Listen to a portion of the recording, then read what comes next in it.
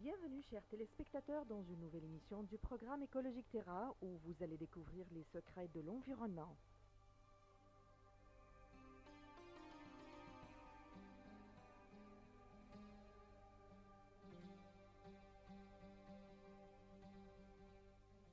Nous vous proposons un rapport sur les inondations dévastatrices en Inde.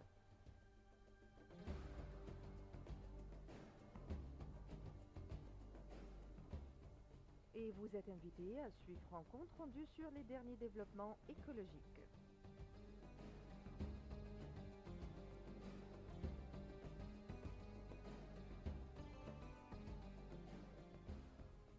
Le sujet de l'émission aujourd'hui est centré sur le Sèvres chinois et les pièces les plus importantes qui représentent la vie chinoise avec sa splendeur et qui se trouvent dans le musée chinois.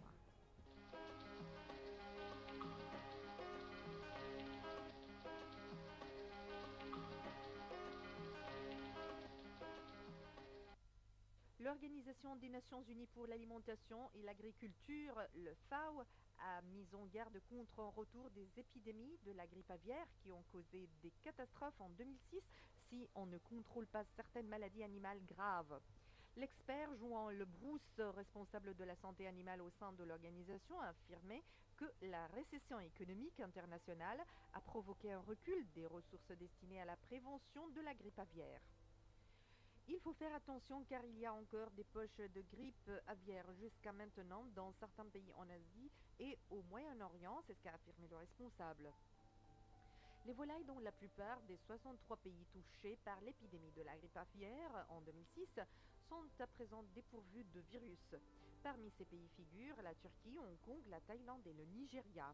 Le Brousse a indiqué qu'il y a désormais une nouvelle menace, c'est la peste des petits ruminants. C'est une maladie très contagieuse qui touche la chèvre et les moutons.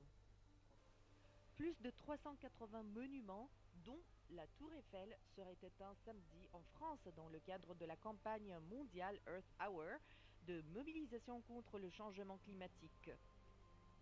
Paris est la ville la plus impliquée avec l'extinction à 20h30 et pendant 1 heure des lumières de l'hôtel de ville, du Parc des Princes et de la cathédrale de Notre-Dame, de l'Arc de Triomphe, des Opéras Garnier et Bastille, ainsi que plusieurs autres ponts et places et fontaines. La Tour Eiffel, pour sa part, ne sera plongée dans le noir que 5 minutes pour les raisons de sécurité. En tout, 105 villes participeront à l'opération, comme Marseille où l'éclairage de la mairie et la basilique Notre-Dame et de la Garde seraient éteints.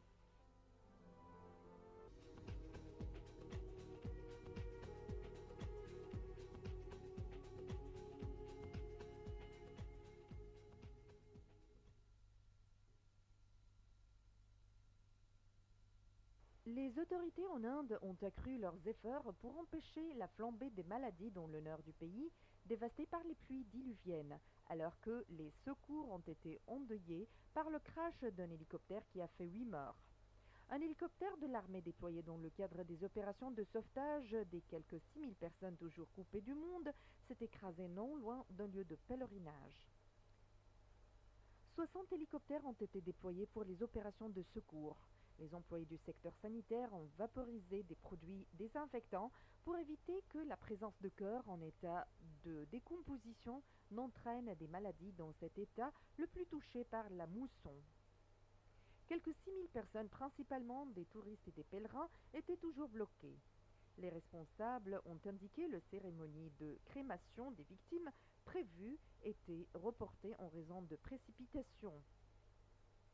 Mais en aucun cas, nous ne permettrons une flambée de maladies, c'est ce qu'a affirmé un responsable de la gestion de la catastrophe.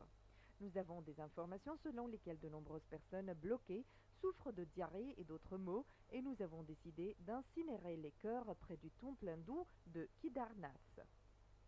Les autorités craignent que le bilan dépasse largement le millier de morts, une fois que les eaux auront reflué et que les montagnes de débris auront été nettoyées. Le secrétaire général de l'ONU, Ban Ki-moon, a fait part de sa tristesse. En pleine saison touristique, les rivières en crue ont emporté maisons, meubles et même des villages entiers et détruit plus de 1000 ponts et des routes noires étroites menant à des sites de pèlerinage situés en altitude dans cet état montagneux.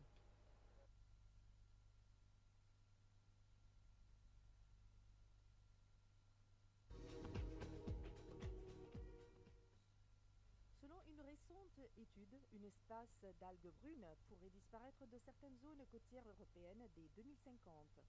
Un désastre écologico-économique qui serait dû à un réchauffement climatique, même modéré.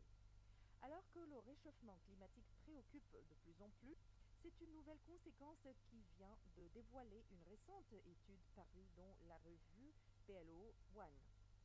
Menée par des chercheurs du laboratoire d'océanologie de géosciences de l'Université de Lille en collaboration avec la station biologique de Roscoff, Université de Paris, ces travaux révèlent que la Laminaria digitata, une espèce d'algue brune, pourrait disparaître de certaines zones côtières européennes de 2050. Ainsi, les chercheurs estiment que la répartition de cette algue pourrait être largement modifiée au cours du siècle. Mais les projections varient avec l'intensité de l'augmentation des températures, c'est ce qu'a expliqué Virginie Reibaud du laboratoire d'océanologie et géosciences et principal auteur de l'étude. Car en effet, c'est bien le réchauffement climatique qui serait à l'origine de la disparition de cette espèce. Avec un réchauffement modéré à faire, l'espèce pourrait disparaître de certaines côtes dès le milieu du siècle, estime la spécialiste. Les premières concernées seraient alors les côtes françaises jusqu'à celles du Danemark ainsi que les côtes méridionales des îles britanniques. Le désastre écologique aurait des répercussions économiques instantanées ou presque avec un impact important sur les ressources halieutiques des régions concernées.